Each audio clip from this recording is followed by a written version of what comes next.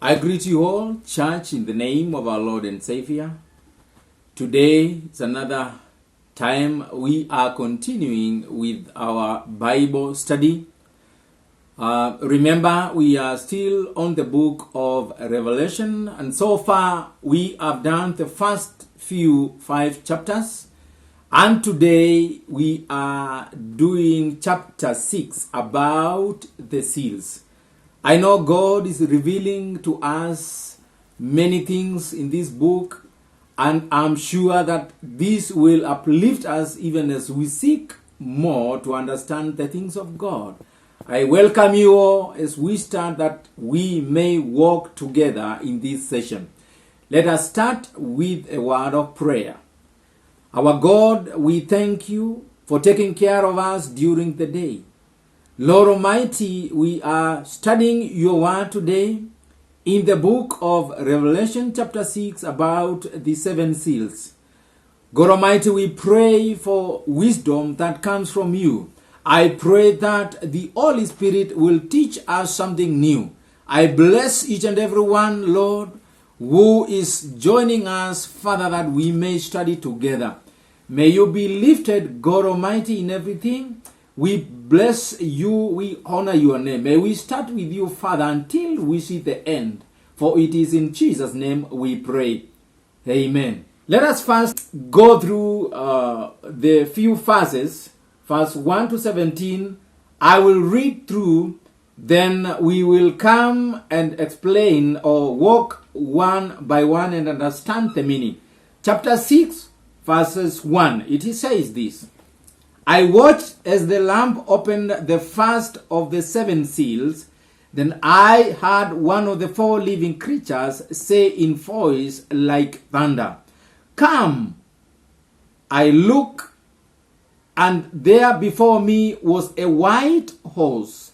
Its rider held a bow, and he was given a crown, and he rode out as a conqueror, bent on cogs. Verse 3. When the Lamb opened the second seal, I heard the second living creature say, "Come!"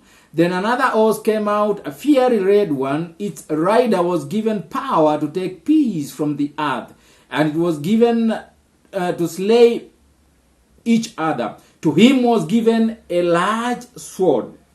When the Lamb opened the third seal, I heard the third living creature say, "Come!"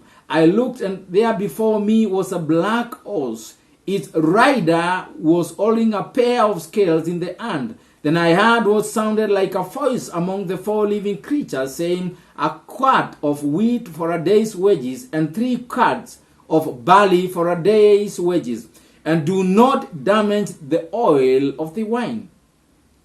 Verse 7. The Lamb opened the 4th seal. I heard a voice of the 4th living creature say, "Come!" I looked, and there before me was a pale horse, and there its rider was named Death, and 8 was following close behind him.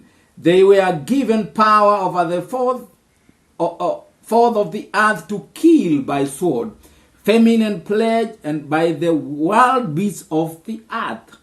When he opened the 5th seal, I saw under the altar the souls of those who had been slain because of the word of God and the testimony they had maintained.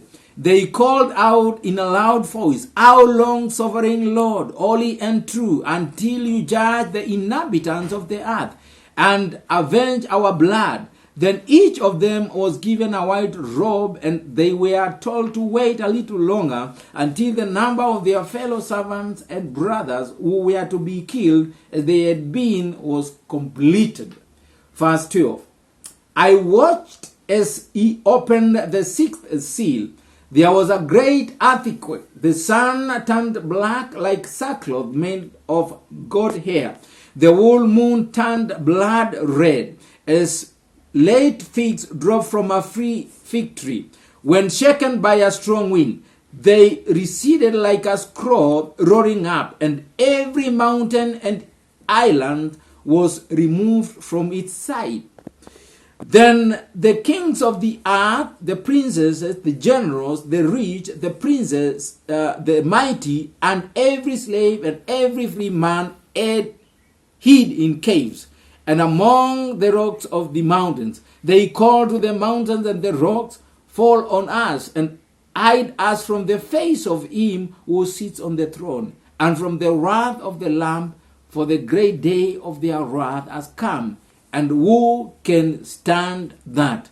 That is the word of the Lord, as John writes in chapter 6. We are talking about the 7 seals. The first few chapters of Revelation represent a certain level of symbolism. But now it comes here in chapter 6 when things are different, as the images or imagery now become more and more elaborate. We are seeing imageries of horses with different colors. But I will elaborate more on what actually John saw and what is represented by this. Chapter 6 also begins with the first 3 7-part judgment. There are 7-part judgments given in the book of Revelation. So the first 3 starts in chapter 6. This is where we find the 7 horses. And then there is also another 3 7-part judgment found in chapter 8 and 9. It talks about the 7 trumpets. And then the last 3 7-part judgment about the 7 bowls is found in chapter 16. We will see all this as we continue revealing more about this book of Revelation. Now, in verse 1, John says this: I watched as the Lamb opened the first of the 7 seals.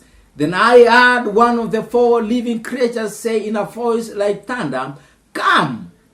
This is a voice of command.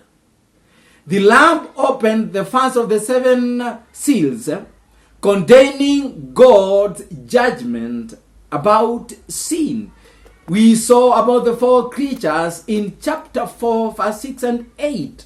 Verse 6 and 8, in the center around the throne were 4 living creatures, and they were covered with eyes in front of them, back and front. The first living creature was like a lion, the second was like an ox, the third faced like a man, the fourth was like a flying eagle. I gave an explanation about these 4 creatures.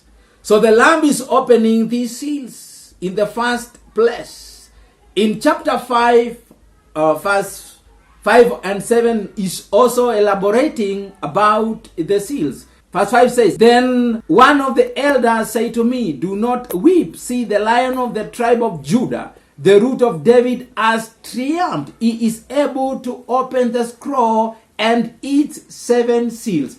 So you find that each chapter is a continuation of what is going to happen, because in chapter 5, verse 5 and 7 now is what is starting in chapter 6 about the Lamb now opening the seals. Now let's go now in verse 2, the first seal, what it represents. And the Bible says, I looked, and there before me was a white horse. The first seal, when it was opened, was a symbol of a white horse, and its rider held a bow. We all know what a bow is. And he was given a crown, and he rode out as a conqueror bent for conquest.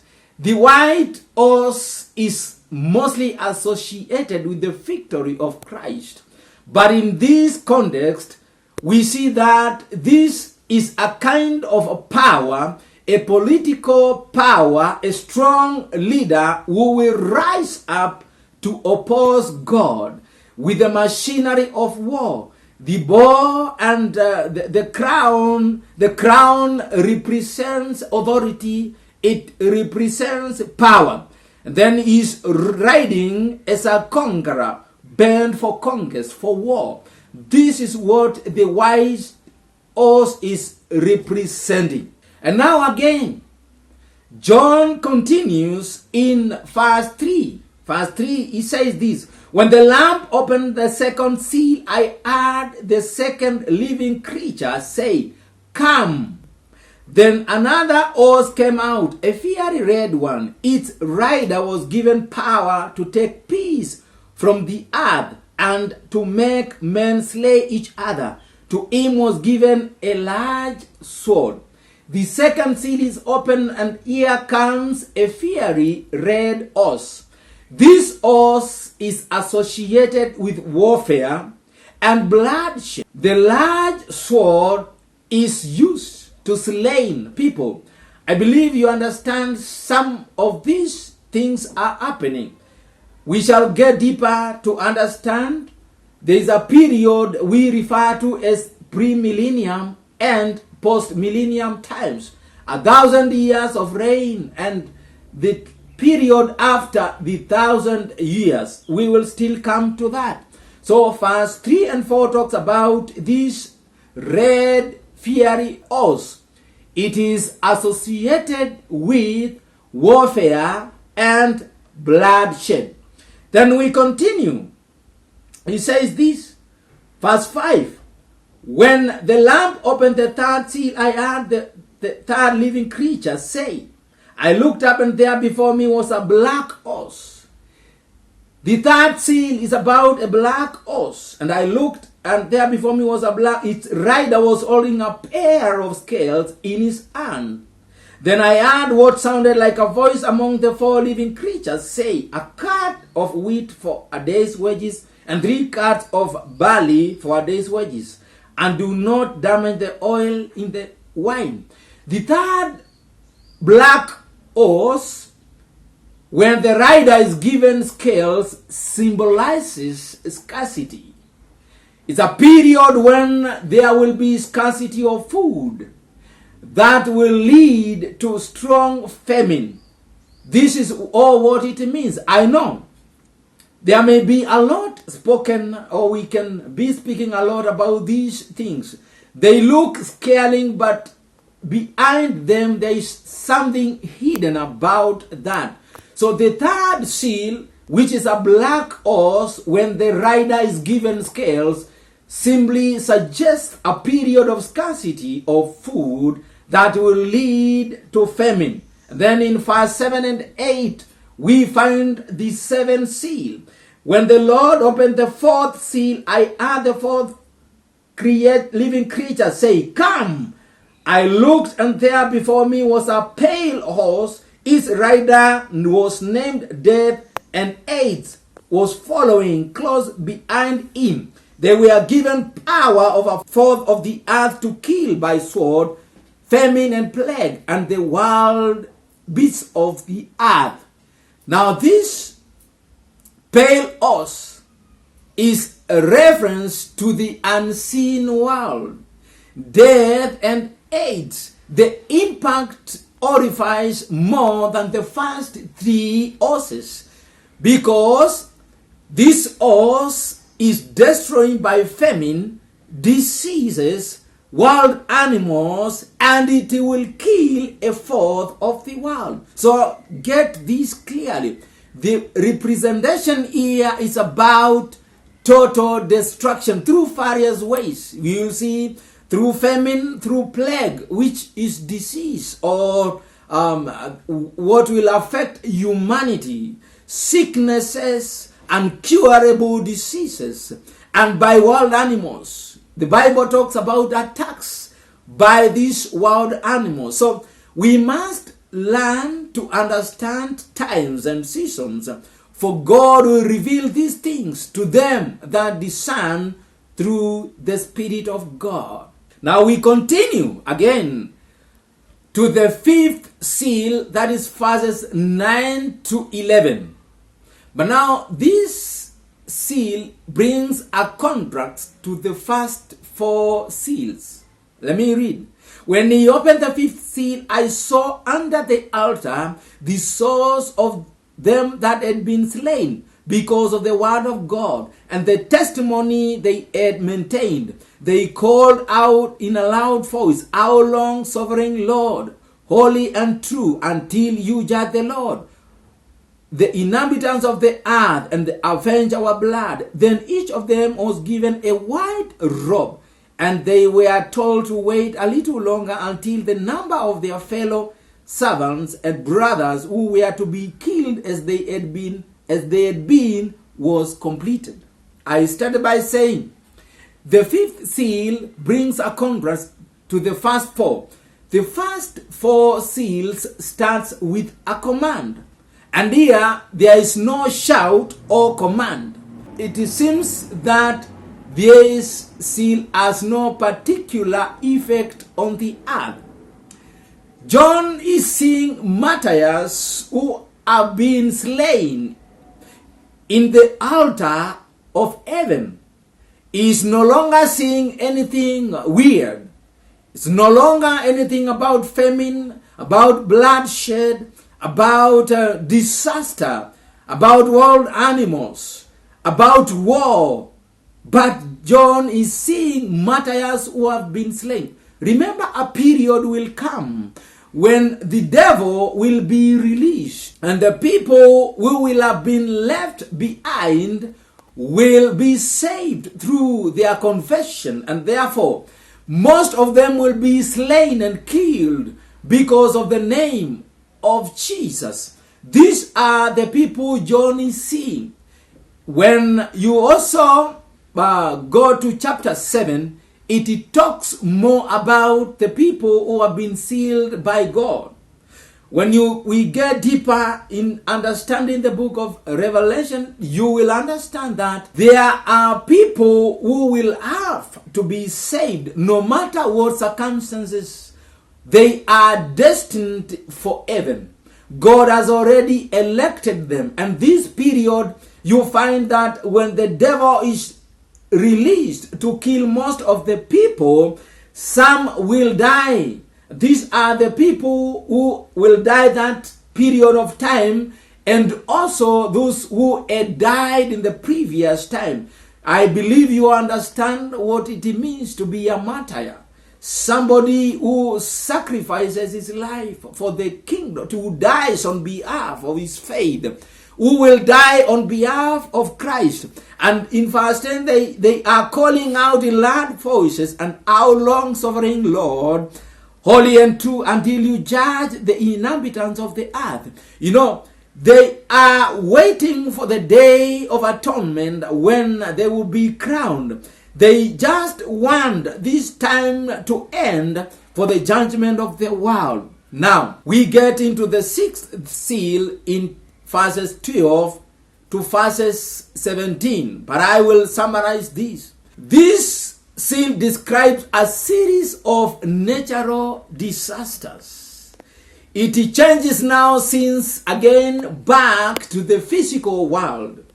It is only the fifth seal that is talking something different about what is happening to the martyrs and the people who are slain because of the doctrine or because of their faith. Now, the first 5 judgments were directed towards specific areas, but now this judgment is universal. It is for everyone. It makes everyone scared. Everybody is scared about this. Everyone is about, to get terrified because certain things are happening. And what is this? I watched, and as he opened the sixth seal, there was great earthquake. This is terrifying a lot of people. The sun turned black like sackcloth made of goat hair. The whole moon turned blood red, and the stars in the sky fell as late fig tree dropped from the tree, then shaken by a strong wind. The sky receded like a scroll. The turn of events here are scary. That is why I am saying this seal is actually affecting everyone. It is making everyone terrified. And I am telling you, this will have to happen before the second coming of the Son of Man. All humanity, great and small, are terrified. Verse 15, the kings of the earth, the princesses, the generals, the rich, the mighty, and every slave and every free man hid in caves and among the rocks of mountains. The happenings here are so scary that no one wants to withstand. But I am telling you, the signs shown here will come at the end, not near the end. You will know that these signs show that the end has come, not a sign that the end is near. It will be definitely the last period of time. The end will have come. When everyone is terrified and wants to hide in caves, verse 16, they called on us and hid us from the face of him who sits on the throne. Remember, chapter 4, verse 5 talks about in the center, around the throne were four creatures. Around the throne, he who sits on that throne, where we find these creatures. For the great day of their wrath has come, and who can stand? No one can stand this. So this is the meaning about 6 seals.